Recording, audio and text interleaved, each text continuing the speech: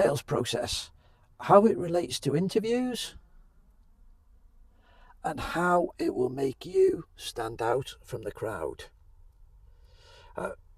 This is the process that I used to turn £30,000 a year into £300,000 per year with one of my companies. In another company is the process I used to ensure £1 million in annual sales.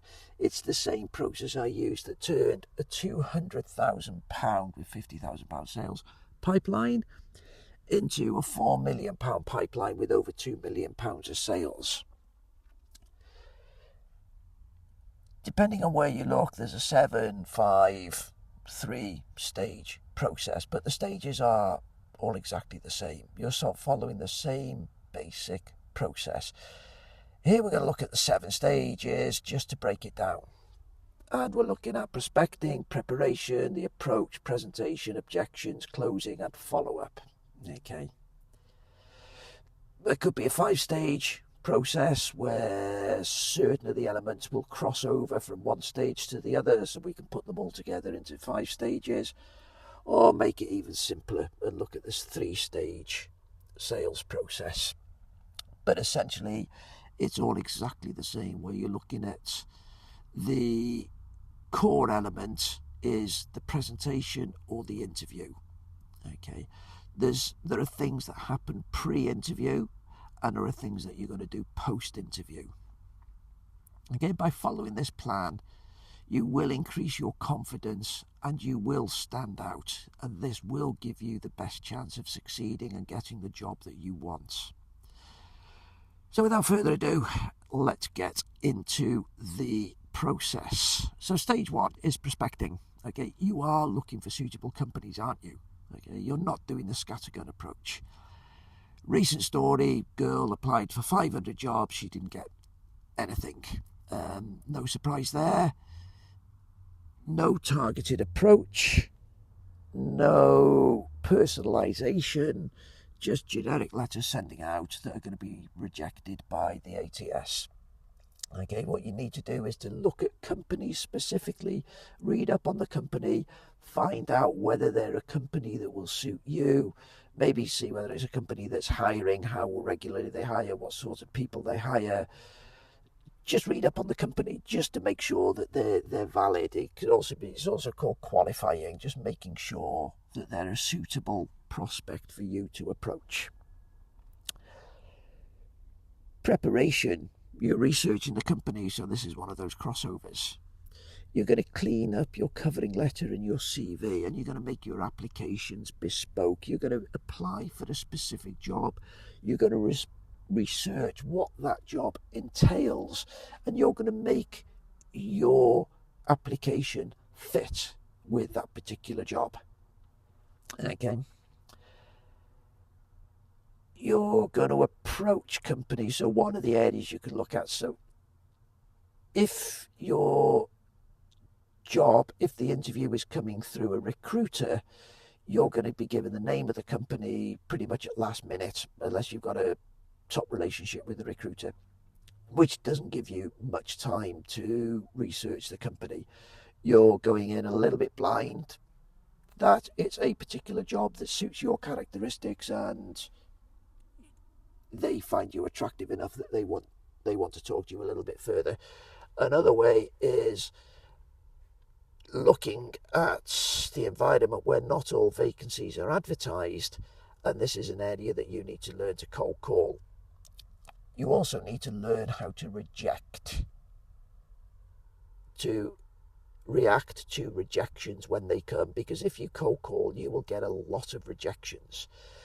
Key aspect here is they're not rejecting you, they're rejecting an application from another. Okay, it's nothing personal, so don't take it personally. And once you learn that rejections are not a personal attack on you, it makes it a lot easier to control emotions when you're sending out applications. And one of the areas of improving confidence is being able to learn to control the emotions. The presentation itself. So you've done research into the company, you've decided that this is a company that you want to work for, you've looked at their attributes, you've looked at their values, you've looked at pretty much everything they represent, and yeah, you're happy to go forward with them. You're getting ready for the interview. Learn the key questions. We know pretty much they're going to ask you to talk about yourself. They're probably going to look at strengths, weaknesses. They're looking at behavioural. They're looking at situational. They're looking at skills, technical expertise. Okay, so you can pre-prepare these answers. And as I've discussed previously, you can determine the way that you would like the interview to go by structuring your tell me about yourself question in the correct way. Give them the bits of information that you want them to focus on. Have an elevator pitch ready. Have something that you want to talk about, all the key aspects, 3 key points that you want them to know about you, where you're not going into detail, you're just giving them sufficient detail that they're going to ask further questions. The more questions they ask about you, the better it's going to be, because they're interested. Okay, prepare for the interview with outside help. Don't use someone who's not going to be objective. A friend or family is more likely to give you false confidence. They're not going to challenge you in your questions, whether in your responses. They're not going to challenge you hard enough for you to give convincing stories. Tell the interviewers, work out what value you're going to bring to the new company. Don't just stop at star. Take it further. Add value. Number 5, handling objections. Learn what the objections are likely to be. Okay, so if I knew with a competitor that their price was lower than mine, that our product was more expensive, but they didn't include controllers, that they didn't include the cable between the controller and the ventilation unit, if they didn't have various things in their price, I would focus on that on mine. That here's my unit, it's got the controller built in, you've got 5 meters of cable, all you need is an electrician to connect the live to it, test it. You can have one of our engineers come out and do it, and ours are only £500 a day, because I know that theirs are £800. So automatically there's a £300 saving. So if you know what the opposition's weaknesses are, you can play to your strengths. And that's exactly the same with the interview process.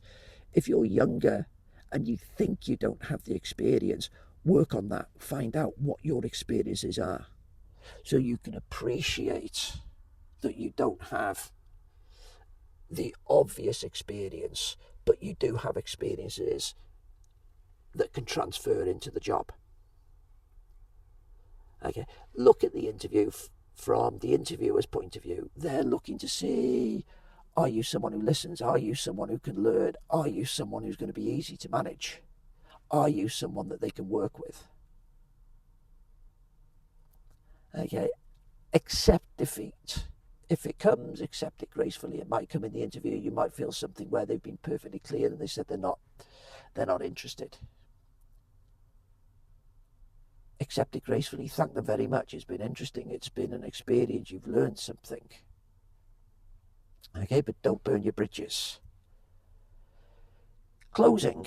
If the interview feels as if it's gone well, some people don't necessarily have the courage to do this, but close it.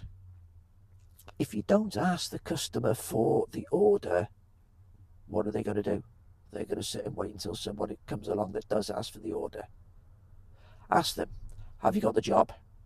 What's the next stage of the process? When can you expect to hear from them? Do something at the end of the interview to demonstrate to them that you really are enthusiastic about it. If you just shake hands, thank you very much, walk out, not interested. So if you're not asking, why aren't you asking? Because you're not interested. Ask them, are they happy with the information that you've given them? Is there anything more that you can do? Is there any more information they need? Do they want clarification on any points? Do you want to clarify any points? Maybe you felt that you didn't give a very good answer, that you stumbled. Everyone gets nervous in interviews. Interviewers know that. You stumbled on the answer. It's come back to you now. If you could just go back over that question, is that okay? Just do whatever you have to do to make sure that they've got all the information about you that you want them to have. Following up, probably more relevant to sales, and it's more probably a personal thing. But you make a decision, send them very least a thank you note. Thank them for their time. You enjoyed the interview, whatever you want to put in that, but at very least a thank you note. Okay. It might be a little bit further. You might want to talk something that hopefully everything's good. Maybe you can keep in touch if there's other vacancies, whatever. But at very least, there has to be a follow-up. By being structured, by having a good, clear structure and knowing what each step is, why each step exists, how it fits into the bigger picture, you will stand out. You will be more confident. And that will be giving you the greatest opportunity of getting the job that you want to have. Okay. If you don't structure, it's a shotgun approach. Maybe you'll get lucky, maybe you won't. So thank you very much for watching. Please like, subscribe, and feel free to leave some feedback. It's important. And see you in the next video. Thank you. Bye-bye.